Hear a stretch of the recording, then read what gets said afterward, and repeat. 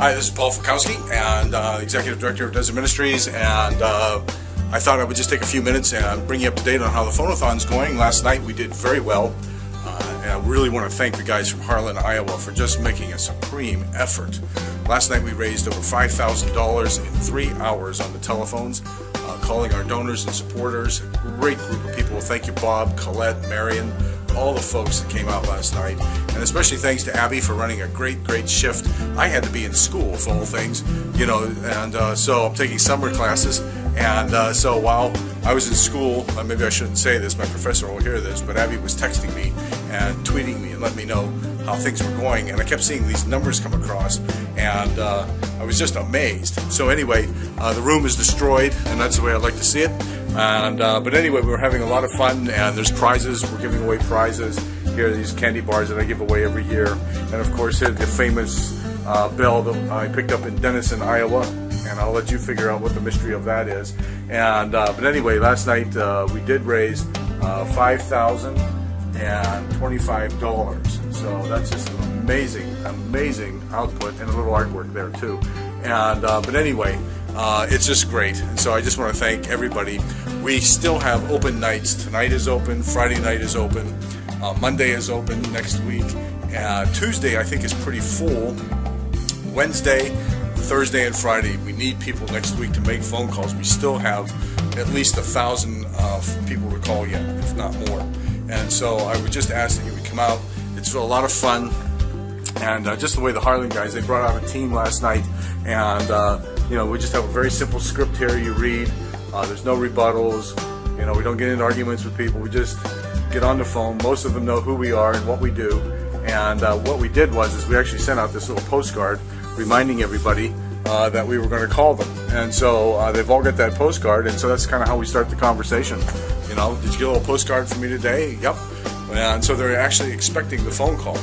And so we've been doing this now for at least 10 years, and it works great, and it's a wonderful way. It saves us a lot of money sending out letters and envelopes and stamps and all this. We just are on the phones, we call people, and we take their pledges right on the phone. So anyway, we need your help. So I hope that you'll take one evening. We start at 5:30, we wrap it up at 8:30, and so you still can get home and watch your favorite TV shows, and so you're not out too late.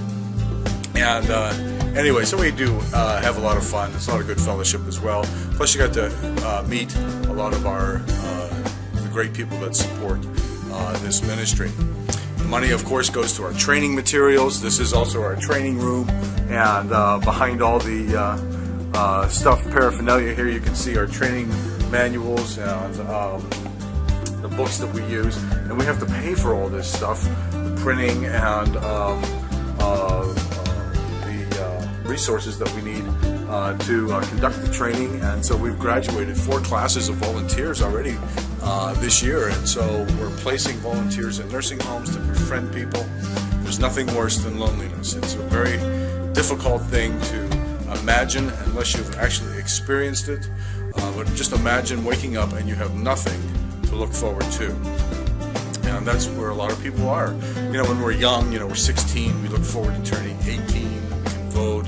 When we turn 18, we look forward to becoming 21 so we can drive, and we're considered young adults, and so on. But what are we looking forward to in our 80s? What do we look forward to when we move into a nursing home?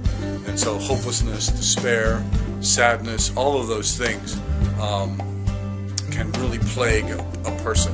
And that's why the role of the volunteer is so important, because we can go in there and we can bring smiles to people's faces. We can lift their day. We can give them a sense of having hope, having dignity, and really making their day, giving them a reason to wake up tomorrow. So if you can't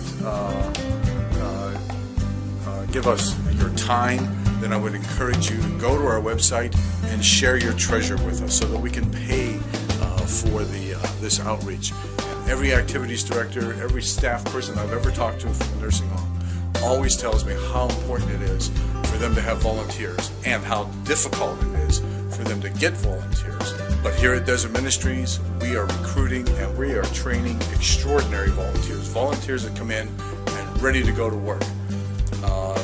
We give them a complete complete orientation, 11 hours of training before they even arrive at the nursing home. So when they walk through that door, they're ready to go. And we do all the vetting, so we lift that burden off of the nursing home staff.